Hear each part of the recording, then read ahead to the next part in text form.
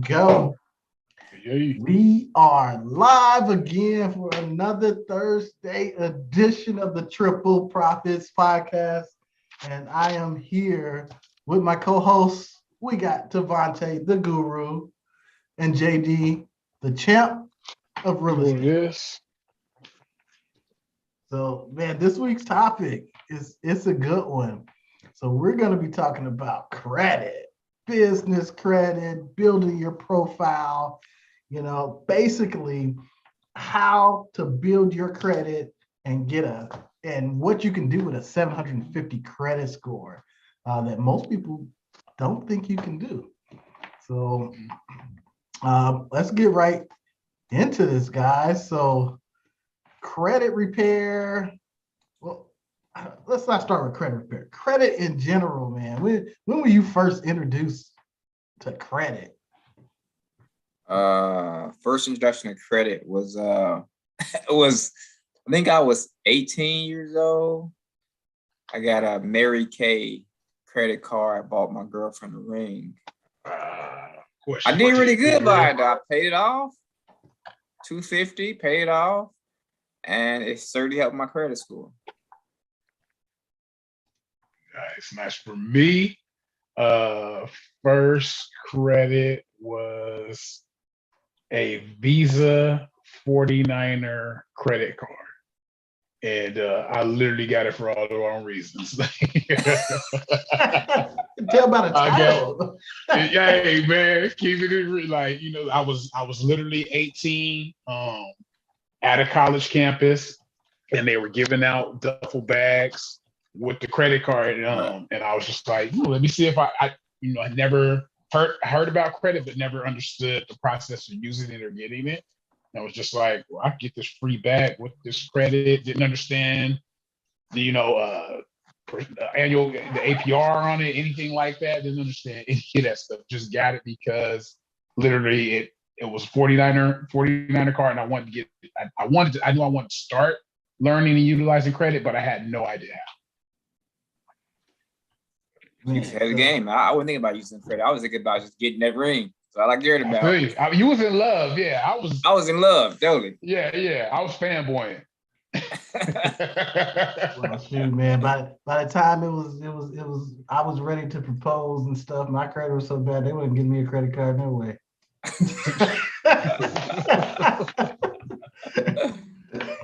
Oh man. I think I got one of those 49er credit cards in college, or Chicago Bears version or whatever.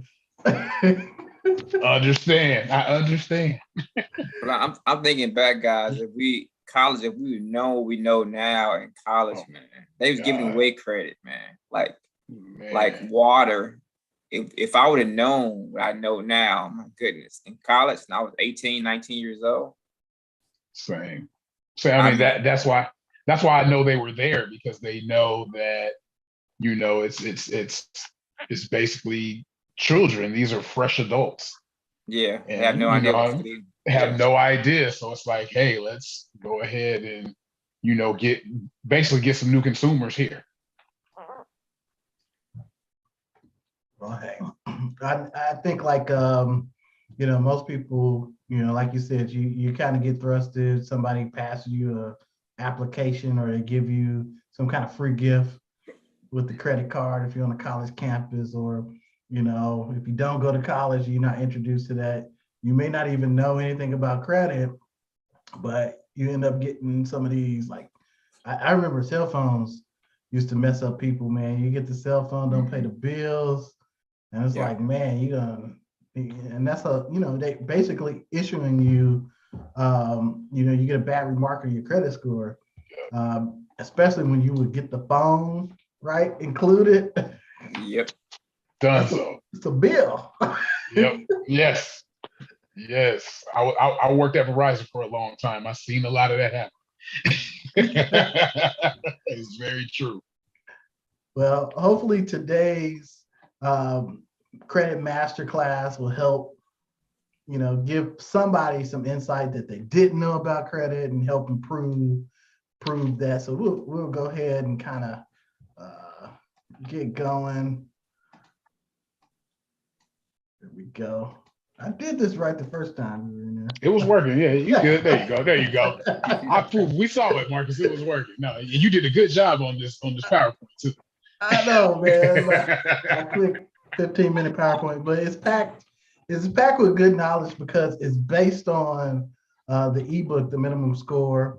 Not only is it for people who own businesses, but if you want to, some quick ways to understand how to, improve your credit score, clean your credit report, get your profile right, so that way you can gain some of these higher limit credit cards. And the ebook, pick it up.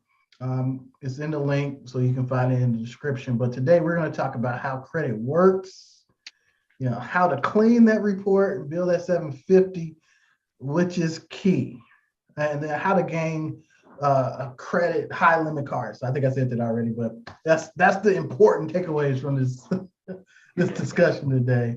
Obviously the basics, how credit works. So once we get that card and we don't pay the bill, we get a deduction in our credit score, right? Because your payment history is worth so much and it's so impactful on your credit score. So when you're looking to get what we call consumer credit, you can have a couple remarks, bad remarks on there, a couple late payments, and still, not be like 500 based on your credit profile, right? But when you're out there seeking business credit, you don't want to have any of those remarks, right? Because the business credit doesn't report to your personal credit. So there are some business credit cards that do report, like Discover is one. So if you ever get a Discover business card and you run it up, that debt utilization is shown on your personal credit score. Capital One is another one. Capital One. And people get that confused because you're like, man, it's business. It's business, right? Right. but not all business cards are created the same. Exactly. Now, cleaning your report. So I know we talked about this before, like sending out dispute letters. So what do you guys know about dispute letters, man? And be honest, man. I was gonna say no. Well, like I haven't done the one that we're probably talking about later, the 609. But I have done the typical dispute where you can write and say, hey, this is not a charge for me, and or this isn't me, or and no lie, I've done it with stuff that was me and gotten it removed. Right? I'm gonna keep it all 100. But I think because like basically everything these bureaus are dealing with, there are a lot of mistakes that are made on people's credit reports. I think we talked about it. I know it's in the ebook and stuff we were talking about. It's like 78%. Like 78% of people that send in a dispute actually get it removed. So I think it's one of those things, like the dispute letter, don't be scared to utilize it as a tool, is what I'd say. As far as my experience, I actually never disputed anything. I either decide to not pay it and leave it there and choose some other tools. I think some other tools that we talk about later on are great ways to help improve your credit, but I've never actually disputed anything. Man, and straight up, man, most people don't, right? And that's why I asked that question, because it's either, you go to the website, like JD said, you dispute some of the stuff and then you may get lucky, right? Yeah. Or you just like, man, you know what? That was me. I'm gonna go ahead and let this ride, right? I figured it out down the line. But I like that approach. But it's crazy though, because like you were like, man, I know I spent it and it still got taken off. But the reason why did it get taken off? So when it comes to the different credit bureaus, okay, so you have the main ones, TransUnions, Equifax, Experian, right? And anytime you go out and you want to apply for some kind of debt, the person that you're applying with, they basically ask you for a release to go and pull your report to see if you meet their underwriting qualifications. And they don't necessarily go to all three because one, it costs money to go and pull that information, but two, they may have their own setup with like a TransUnion instead of Experian, right? So as a consumer, that's one point. One tip here is you can go in when you're looking for credit and say you're going to go buy that car, you go to Chase, and you can ask Chase, which bureaus are you going to pull my credit from? Because TransUnion is going to have a score, Equifax is going to have a score, Experian is going to have a score. So if they tell you they're going to go to TransUnion and you're on point, you know what your score looks like with TransUnion, then you may not have to do anything, right? But in your case, JD, man, when you disputed that, it had to be something that the credit bureaus could not validate. Well, I think it was actually like one of the ones I'm thinking about was an old Verizon bill. And to your point, you're correct. Like it showed up on one of my reports, but it didn't show up on the other two. So that tells me, and you know, like I said, like that one, I think was a very, very, very old account. And yeah, it didn't, there was, I think to your point, there wasn't enough information on the other reports to validate it, which is why it fell through. I mean, that's a big thing because the little checkbox thing, if you talk to anybody who actually does credit repair, they're like, do the dispute letters, because in the dispute letters, you can actually, you're actually writing out a letter explaining why. Mhm. You don't really know what you're going to get with that automated box that's going through, right? They may read it, they may not. They get tons of those coming in. But if you're sending in a letter, they get ton of those too. But by law, they have to respond to that letter.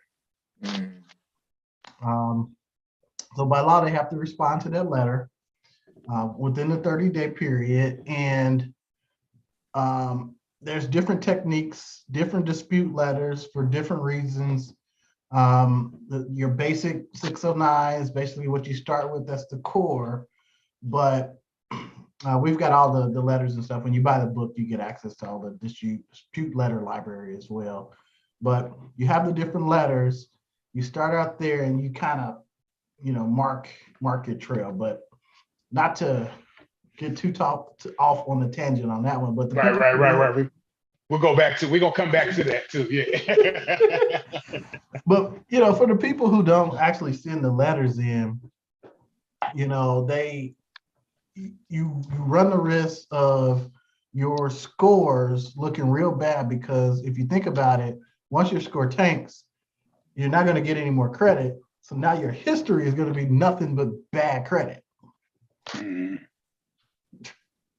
you're stuck. You got a bad payment history. And I know payment history is basically your 35% of the score. Yep. Something like that. And you're going to be waiting until you hit those limits, based on what you have on there, for it to fall off. I think this whole thing with the letters is kind of a whole mindset thing about just regardless if it's you did it or not.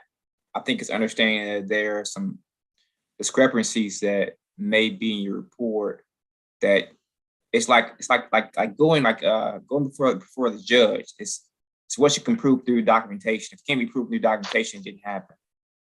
Yeah. And I think for those of you all who are probably like me, who's like, well, shoot, I ran it up and I did it. And I don't really, like, I'm not even thinking about like, oh, I could have just disputed that. And, I wasn't thinking about it that way. I think that's one thing to think about, is that it's more so about what you can prove through documentation. It can't be proven through documentation. It just didn't happen. You're saying it very kindly, Devontae. I'll go ahead and say it. Like, if they can't prove it, just like in court, it's not yours. You know what I mean? It sounds like a crazy theory, and it's definitely something that it took me a second to kind of, like you said, it was a psychological thing. It took something I had to wrap my head around. But understanding that even if your middle name is spelled wrong, even if they mess up the letters in between, like they just have the E is before the A or vice versa in your middle name or something like that, like that's a discrepancy. That is technically a discrepancy, and it can cause for something to be removed. But I think, like to your point, is just wrapping your head around and understanding that. Now, you don't have to go about it that way.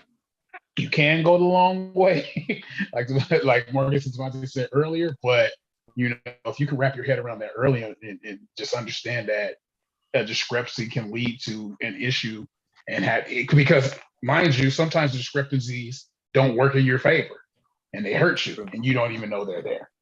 So it's just getting rid of any discrepancies is going to help clean up your credit. Yeah. And just a quick tip, because I forgot about this last time. What was the site? freeannualcreditreport.com. It's so many different sites, and they'll try to get you confused. But if you type in free annual credit report into Google, you'll come up to the site is called annualcreditreport.com. This site will give you a copy of each bureau once a year for free. So again, that's annualcreditreport.com. We don't get paid for that. It's just something that we use. Right. So let's kind of recap that, man. Pay your bills on time. When you get that 49er credit card, man, for $250, don't spend $270 on that thing. Don't do it.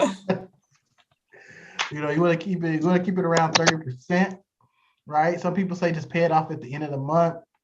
Well, everybody doesn't have that luxury. What's the point of a credit card if you're not going to use it? That's what I used to say. I used to use it. But you want to keep it under 30%, especially if you're trying to get business funding. And if your debt utilization is over 30%, it's a wrap, because you want to be somewhere around 10%. 10% is the ideal number for business credit, not 30. Personal 30, you'll get good score with some utilization, but business, you want to be at 10. Just like JD said, 1 in 5 people have errors on their report. So dispute. You get lucky. We roll them dice, see what happens. Shoot. All right. So our next topic is, the credit profile, revolving accounts, installment accounts, auto loans, mortgages, student loans. There's all types of different things that can be on your account, right? So let's stick with revolving accounts, right? So these are credit cards. Right. Installment accounts, right? You can go take a loan out for something. Yeah. Card loan. And what did I have? I had when we couldn't pay our American Express card a couple years ago, American Express literally told us on the phone, you need to call these people, they'll give you a loan. Personal loan, so you can pay us back. So that's like, we need that. Yeah. We need that. Straight up, man. They did. On the phone, they called and say, hey, your bill was due. It was only a couple days past, because you got to pay them every month. So you guys want to call these people, and I remember me and Donnie, we went on the website, we got the money, and then we fill it out and it goes directly to them. But that's an example, without being overdoing your credit card. You can get a loan for something, right? You can get that's basically what it is. Auto loan. I know people who've never had an auto loan. Right. And they never had an auto loan, they make decent money, and then they go out to try to get a real nice car, and they either get a super high interest rate or they get denied for the amount because they never had the history. Yep. Mhm. I think that's a lot of misunderstandings about credits. People think that you're gonna have good credit because you don't use it. But how would they know if you have good credit history if you don't use it? No one knows what you can do if you never show them. People say, I have good credit, because they're trying to avoid getting in debt, which I understand that. That was my standpoint too, because my mom told me don't get into debt, but you have to show that you made some mistakes or you have good history, and basically all the things that the market's talking about, the utilization, the payment history, all those things are really important, just showing that you have a track record. That's what you're looking for. They're looking for a track record. If you don't do it, there's no record. Yeah, I think like to your point, Devontae, like I double down on it. Like you have to think of your credit when you think of your credit. We tend to think of it just as a number, but you have to think like what these companies are looking for before they loan you money. They're looking at your credit like a psychology report. Mm-hmm. This gives them an understanding of what type of borrower you are. It gives them understanding how your mind works, how disciplined are you in paying your bills on time, or if you did have a mishap, coming back and being able to catch up on your bills, or figuring out if you had to get something removed. But it's really just it helps the lender understand, like having a basically a well put together profile lets them look and say, okay, this person has experience here, here, and here as far as having credit. So I feel more comfortable loaning to this person. Right.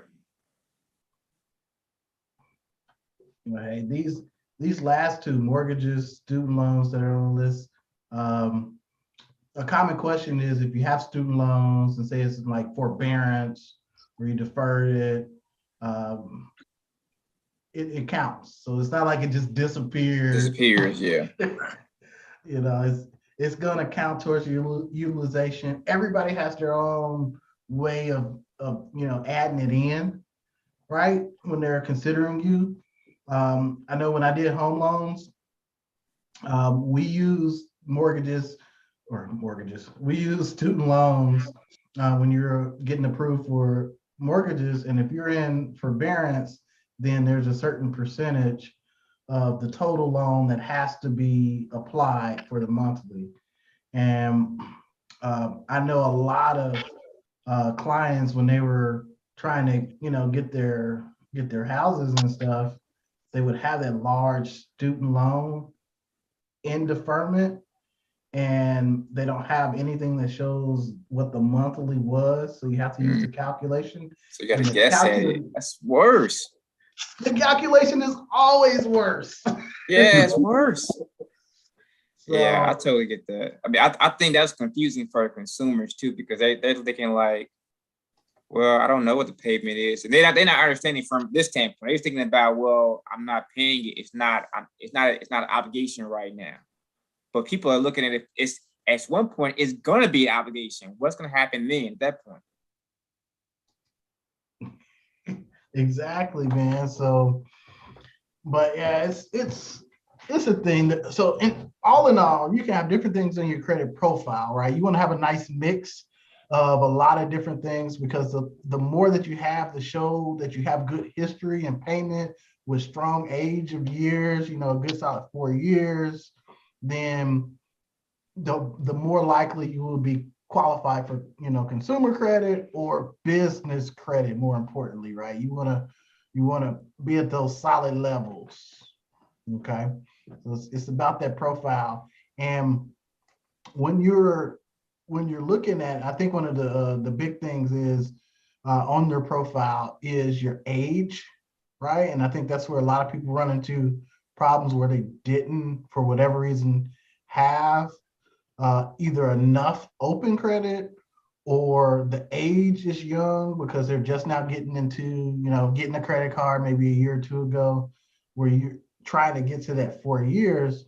You'll go out and buy trade lines too to help increase that, the actual available and the age of the credit. Sometimes it works with some companies. Some companies look at it negatively as well. But Real quick, Mark, you want to touch on exactly what a trade line is too? Yes, please explain that.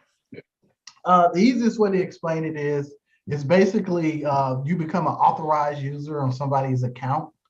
And what the trade line is it's a specific type of account. It could be a credit card. It could be,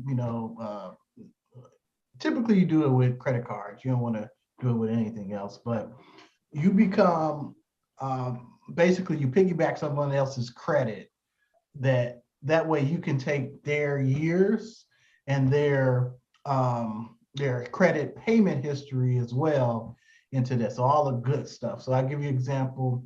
When my oldest, when she turned 17, I added her on one of my credit cards that I had. It was like 15 grand, right?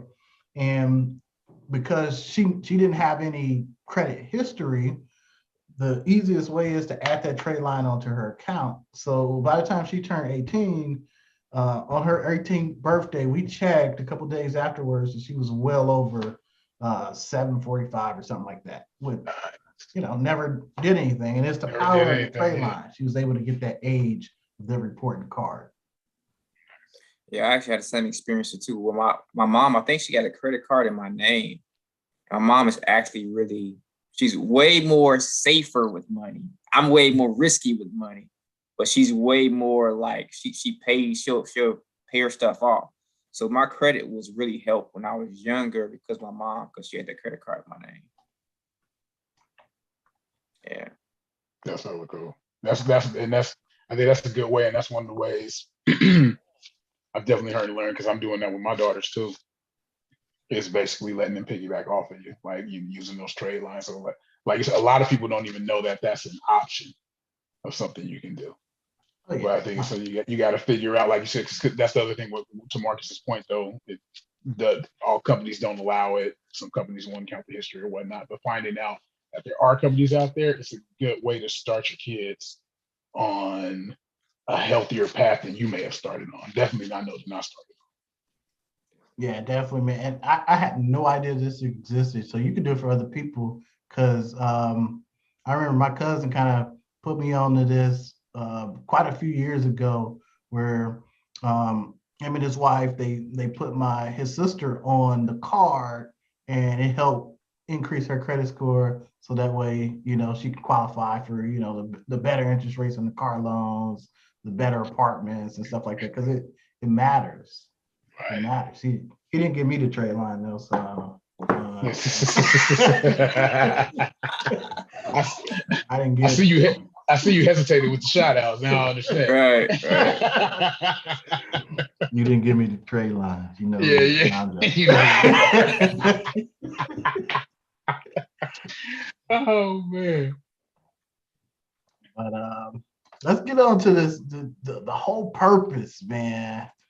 Understanding your credit report, right? So we talked about the bureaus, we talked about, different things on the profile. What do you need to do? You're in a situation right now. These are my top couple things that I would suggest anybody who are looking to build their score, get to 750.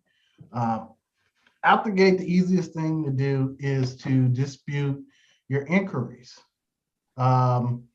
It's very simple. In the book, there's a quick, and I can't give this away, but I can tell you exactly, or I can tell you kind of what you're supposed to do.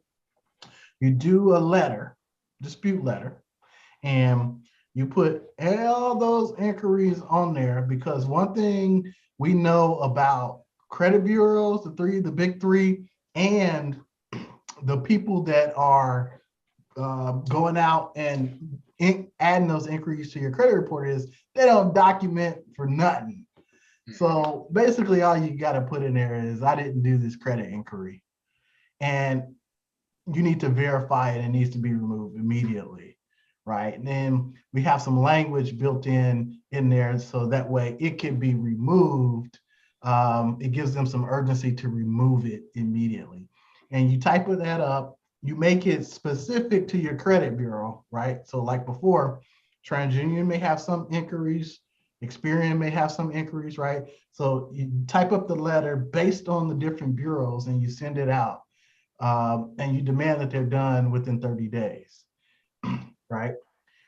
Here's a little bit of secret sauce on that letter. You want to backdate that letter about a week when you send it out. So because they get 30 days, you might have chopped off 7 of those 30 days as you sent it in. Right. So those are some tips. I would start with the inquiries first. And then once the inquiries are all removed, then I'll work on the errors. Your name, wrong names, wrong addresses. You know, JD, I'm sure you got a lot of wrong names, man, because the longer your name. Yeah, that Macklemore be throwing them off. It'd be throwing them off, man. And then the other cold part is my father's a senior, I'm a junior, and my son's the third. And damn near none of us use our suffix. We don't put the senior, junior. Like I had to literally get on my son, like, man, make sure you're using third, because I don't know if they send the stuff for you or for me. So I know that's a big part of it too. But yeah, like that Macklemore throws him off all the time.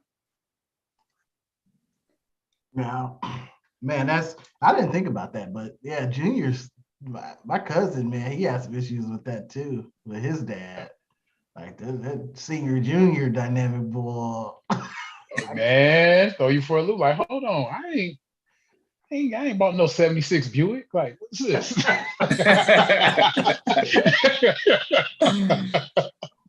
So, hey, now the dispute process, man. When you get going and you look at all those errors, you can dispute off all the errors, you know. But you want to be selective too. So if you got one on there, you know, say you might have closed it out because you didn't know not to close the card, but you're 100% payment, you had that thing for 10 years, you may want to keep that on there. You know, just don't dispute off for the sake of disputing off. right. You know, so be selective. Take the bad stuff off. Hello. All right, but there's a process too, man, when you're doing the actual disputes. So here's a second sauce, right? There's secondary bureaus. So we always talk about Experian, TransUnion, Equifax, but you got your LexisNexis, you got all these other bureaus who keep data. And when you see it in your dispute letters, they have to verify it. They're gonna verify it with these secondary bureaus. And because I know my rights, I know I can write to, call in, or go on a couple of them on their website and freeze all activities concerning me from anybody in the world. So if I freeze the bureau who is in charge of what do you call it? Shoot, slip my mind. Defaults on your home loans or repos or whatever. If you freeze the specific bureau, because it's a couple of them, when you dispute, they can't verify. And it means they gotta remove it. Mm-hmm. Yeah, which means they gotta remove it. Gotta remove it.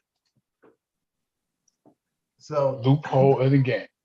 The process itself, I'm gonna share this one more time because I this is good stuff, and I think everybody should be able to see this one more time. The process. You want to dispute the secondary bureaus. You want to, or freeze the secondary bureaus. You want to dispute the big threes. And you can't be afraid to file complaints. You got the CFPB, FTC, Better Business Bureau. You got a couple of different bodies that exist to help us as consumers protect our rights from these companies who, they don't really care. They don't really care about us. Right. They're just there to stop them from running wild. Exactly. So that's what we got to do, man. It's the process. It's all outlined in the book. But this going through the book, guys. What do you guys think about the book and how it's laid out and what's in there? Because I know Easy to this is read. Go ahead, Jody. No, go ahead. I was gonna say it's easy to read, easy to understand, very simple, simple language. I mean, like you can really go through it, really, really quickly, fast. And I think the steps, I like how it's lined out in steps. Step 1, step 2. For some folks who don't know where to start, maybe it's like new just kind of language. I would say it's definitely something you can just go through step by step and just do it. Sam, I like it. Like you said, it's simpler. The process is simpler than you think it is, and the book just outlines that and then for it to go from step 1 to step 2, have the links to all the different bureaus, all the different service centers that you need for build or setting up your profile before you start disputing everything. Like it literally has everything you need to go through the process. And I love it because it just gives you a lot. It explains the process too. Like we went over it, as we're doing it, we're going over it fast because there's a lot of information that you're going to need to process and bring to video. But literally, like this has so much information because it explains what you're doing. It explains what these other bureaus are, why, how they work, all of that good stuff. Like all these abbreviations that we may have been using during the call, it explains what those are too. So you get a better understanding of how credit truly, truly works and how you can use it to leverage, your business or your personal life. All right, hey man. So let's do a quick recap because we're not done yet. But we talked about a lot of stuff over these last 40 minutes.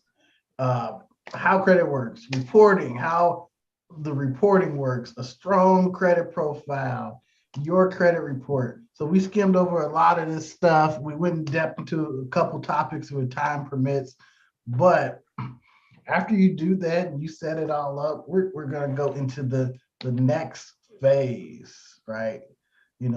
How do you actually structure it for the business credit? So this is important, right? So you understand what's in the credit report, you fix all of that stuff. But if you want to get business credit, you have to have certain things in place in order to get it. And I was giving nuggets as we walked through the difference between the consumer and the personal. But when it comes down to like payment history, it's important. You can't have 100%. You just can't have it. You may find some people who just say, well, my friend so-and-so was able to get it and I had one. I was able to get it when I had one time. But I wasn't able to get it on all the bureaus because I had one and it was only reporting on one bureau. Mm. So it limits you in what you can get. Okay, but zero, that's the key. What do you guys think about structuring your credit? I think this is where most people kind of get lost. Yeah, no, totally. Like I think, like you said, like making sure that payment history is 100%. Understanding, you want to have about 4 years. You want the accounts to be about 4 years old.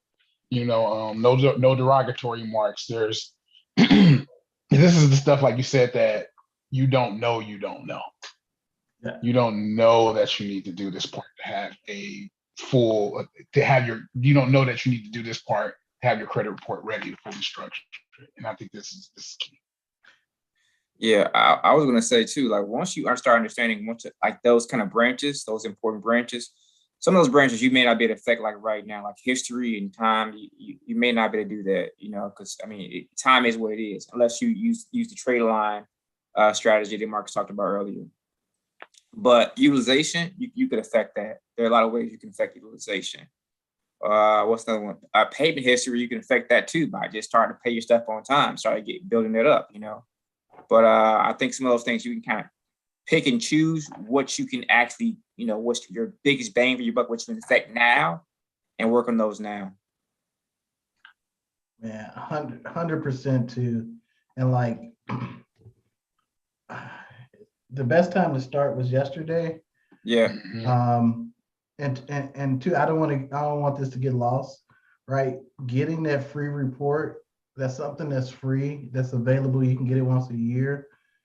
It's solid, it's real, it's not, even though like Credit Karma and stuff like this come a long way, when you get that report, it's a solid report identifying what's on there, what's actually accurate to the time that you pull it out. And I'll share this little story. Derogatory remarks, like it's not just all about, missed payments. I had a judgment in Lake County for somebody suing me for something on my report for years. I never did nothing to nobody. I never got sued for anything, but it just sat there for years. It was a derogatory mark on my account. And the only reason why I looked into it was we were going to visit my sister-in-law and they wouldn't let me in to the facility because it looked like I had a record. Wow. And so it just kind of went from there, and then bam, I can see this thing on my my profile, and it was just there, and I wouldn't have known anything about it unless I actually pulled the report and looked to see what was there. Damn. So, but the structuring of the credit report, man, is key, especially when you're going out to get the business credit. So many people focus on, well, I'm at 800. An 800 credit score doesn't mean anything if you don't have a good mix. Right. So you want to have a good mix. Like JD, like you said, man, the credit utilization 10% or less. If you're at 8%, you're good. If you're at 10.2, underwriting is underwriting. So they make a mark for a reason. If you're at 10.7, 11.2, that's over 10. These are like strict underwriting rules when you're applying for credit, because with the right structure, man, you can get high limit credit card. So I've got a credit card, my highest limit business credit card, 40 grand. 40 grand. And I had to work my way up to that limit. But the objective is to get as much as you can. You want to get the $100,000 credit card. Yeah. Especially if you're a business owner. Right. You never know what you're gonna need when you need it. And when you need it is now, you don't need it later on. Yeah, true. But then, like, even to your point, I think that the higher limit you can get, like, even you don't want to try to touch that limit, but like, you want to stay in that 10%, that 10% mark goes up higher for you too. So it's more you can do with that. That's a good point. That's one of the ways you can increase that by getting more credit. Get more credit. Exactly. Then you got $1,000 on a $10,000 limit, 10%. You got $1,000 on $78,000. There's a whole lot less. A lot more you could do with it. There's a lot more you could do with it and not have it overly affect your credit. Yeah. Just think about like the opportunities, man. You're in your business, you're rolling, and one of your competitors from across town decides they want to get out the game, retire, but they'll sell it to you for 50 grand. Right? You can gain their market share for 50 grand. But if you take it out of your cash flow, it may cause some disruptions. Right. But if you have a line of credit or a large enough credit card or whatever, you can work it out. You can do one of those balance transfer checks, or if you got a straight line of credit, easy line of credit check. But if you've been building up your credit lines as you grow in business, then you'll be able to take advantage of some of those opportunities that comes along. Exactly. Right. But yeah, that structuring your credit is most important. And once you apply for funding, so we do business funding too, and we'll refer you to people who do like credit card stacking is kind of what they call it, but it's basically business funding for credit cards and credit lines and stuff like that. Before you would qualify, they'll make you clean your credit report. So everything we did in step one. And after everything's clean, they'll help you get in the position to make sure that your credit profile is structured appropriately. Because it's hard to go through the process, dispute and doing all that. You give it to the credit repair specialist. But when it's time for funding, there's certain criteria underwriting for each one of these lenders require. So all you got to do is make yours look like that. Exactly. That reminds me of listening to Robert Kiyosaki talking about him getting denied for a lot of loans. And so he started asking them, okay, what do I got to do to make this work? And he was like, oh, this number's out of whack here. There's no need to be this, need to be that. Like if you really study what your profile should be, you just map yourself out of that, you know, the world's gonna open up for you. Right. Well, hey, we talked a little bit. I think we're running towards the end of this master class. I feel like we've been talking about doing this now for months and we never did it. JD finally was like, we need to do it. And I was like, we do need to do it. So goes hand in hand with what we talked about, what we have, but I think even more so just helping people avoid the landmines we may have stepped on. You know what I mean? And how they can help themselves, get out there and better themselves and use this stuff to leverage and build their own dream. Definitely. Well, hey, Christian, the link is broken on the ebook, man. So we want to check that in YouTube. You want to check the link, it has an error, but I'm going to give you the link, give everybody the link so they can go and check out the ebook if they have any more questions. We do not do credit repair, right? We just don't. But the ebook itself is like having us in front of you answering questions because it's the step-by-step. So we'll get the link of the link for the book. Man, we're not prepared, man. We will figure it out, though. We're gonna figure it out. We had technical difficulties on my call. We figured it out. They're gonna be okay. They're gonna be okay, Marcus. We're gonna get the link right. But yeah, I think like to your point with the book, think of that, like you said, we could be setting up a credit repair company, but I think one, instead of paying us $100 a month, you can pay $100 one time and have the information for life and spread it or whatnot. But then two, it's also a good gut check. It's gonna show how gritty you are. It's gonna show how bad you want it. Like you take this and think of it like a course for class or something like that, and really study it and utilize it. If you really study and utilize it, you'll get that $97 back in no time. You know what I mean? But it's a psychological thing. It's something that you have to want to do. Oh, definitely. So I got you stalled just long enough, man. I got you. I got you, Mark.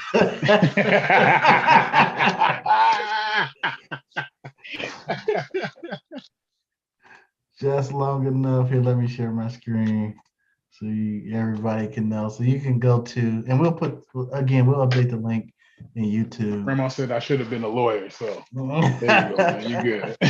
So this is credit.simplyincrease.com/ebook landing page. Man, I think we need a better, easier name for that. But if you click on our video, you'll see it in the link. I'm going to go ahead and throw this link in Facebook too.